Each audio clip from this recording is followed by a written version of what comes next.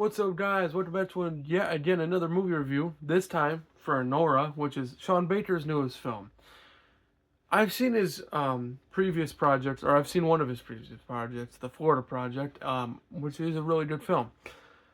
But Anora, honestly, unlike the Florida Project, recently has been getting so much buzz, Oscar buzz, critical buzz. You've probably, if you're in the movie community, you've seen it all for this movie. And I really haven't gotten the opportunity to see it because it wasn't really playing at a local theater. It was more of an out of town theater, if you will. But I finally bit the bullet and I went and watched it. And when I went into it, I was a little nervous because when a movie gets so much buzz and everyone's saying it's so good, I get worried that it's not gonna live up to hype for me. So I went in with my expectation,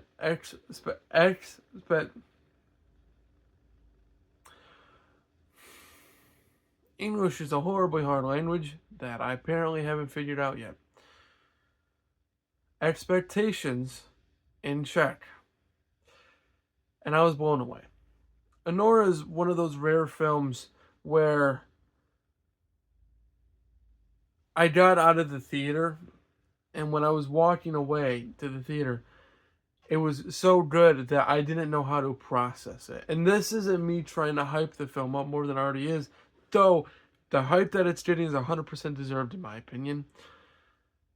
But I couldn't process. It took me like a full day. It's been a couple days now since I've seen it. It took me a few days to, or at least a full day to process like how good this movie was. Like when I walked out of the theater, I'm like, okay, yeah, that was good.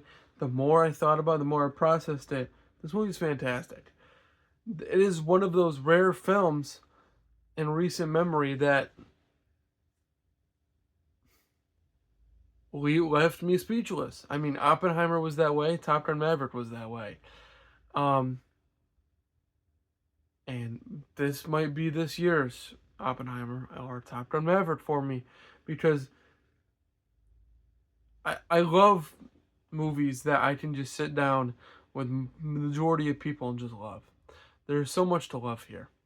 And I mentioned the cinematography in Conclave and how I think it was Oscar worthy, and that statement is still true.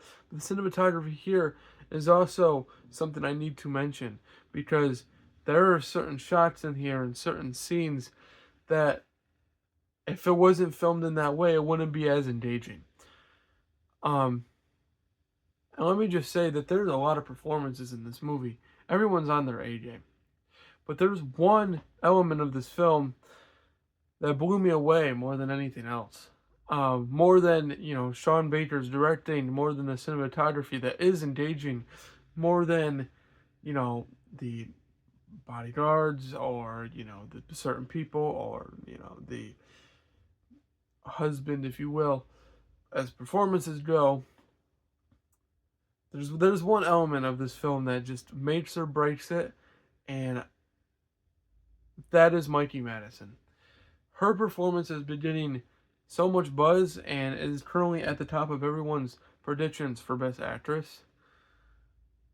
And if she doesn't win, I will personally start a riot. She is so good in this film, man. Like you could watch Once Upon a Time in Hollywood. I've been following her career since Once Upon a Time in Hollywood. She was a standout in a star-studded cast in that film. You can watch her performance in that, her performance in Scream, and you could be like, okay, that's the type of characters that she likes to play, because they're kind of similar. And when I heard about, her being in Anora and her performance being great, and before, like a month before, 2 months before I even was able to see it, I'm like, is it going to be, that same kind of thing I saw on Scream Once Upon a Time in Hollywood? And I'm not saying that those performances were bad, because they were pretty great. She was putting some of the best elements of both of those films. Like I said, she was a standout in Once Upon a Time in Hollywood, and a very large cast, and a Brad Pitt that won an Oscar for that movie. This performance stands out amongst the rest as being her magnum opus. She does, she did training for this film, months of training for this film. In the first half of this movie, she has a very difficult task. And if you've seen it, you probably understand what I'm talking about. And I'm not saying what she's doing is why I like it. I'm not like that. I'm just saying that the task that she's being given is very difficult. And there's also two scenes in this film where, more than any other, she has a very, very hard task that she's talked about in interviews. They kind of were what they looked like. That's wild to me. That is dedication, and or I'll just say they were fight scenes. And to me, that is dedication, especially in someone in her position. Like, you don't want to, get injured for a role. She did suffer some minor injuries for this movie. It almost felt weird after I finished this movie to go watch an interview and not have her have a New York accent. The point is, she is a starlight in this film. I've seen a lot of films from this year, and I'll talk about it in a minute after I'm done finishing up the review, but this year has been really good for me as far as film goes, and I've seen a lot of them. She's a standout. I can't think of one other performance that really stood out, both male and female, as much as this one did for me. The one in recent memory that I really have at the moment is really Denzel Washington, but even then it doesn't compare. I know that's really weird comparison, and it really shouldn't be, but no, Anora is 100% worth a watch. If there is still a theater somewhere around you that still has it, please go see it. I know it's probably out of most theaters at this point, but I personally don't think it made enough. Yeah, it surpasses its budget by a fair margin. But this movie deserves as much love as it's getting and as it should get. Um, to me, Anora gets an A. Um, it's one of the best films of the year, if not the best. And I'm definitely going to be talking about it later this month. Now that it's December, yeah. I want to at some point make a reflection video for this year. 2024 has stood out amongst the rest of the past few years. Yeah, I've done, movie reviews and this, that, and whatnot. But this film really brought me back into reminding me what I love about film.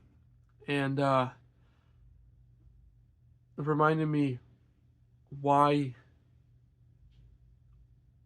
film should exist. I know this probably all sounds petty and whatnot. I don't care. Like, I remember, watching movies as a little kid and just, thinking, okay, that's what I want to do. And I still have that thought process, but, the past couple of years being a little different, as I grew up myself, fading away from, watching film, my love of film.